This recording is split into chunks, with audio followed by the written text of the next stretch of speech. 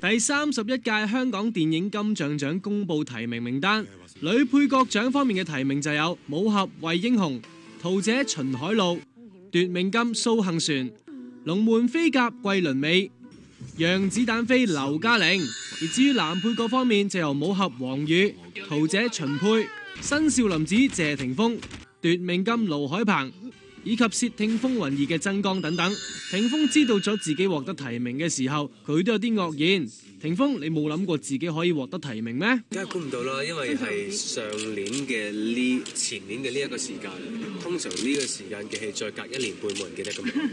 咁同埋真係連我自己都唔記得咗。係拍太多戲啦。又唔係多，但係因為有好多我欣賞嘅前輩係。咁唔知霆鋒你覺得邊位對手比較強呢？曾江前輩，因為我睇完《竊聽風雲2》，我係呆咗嘅係啊，因為太耐冇見過咁好唔同嘅一位前輩。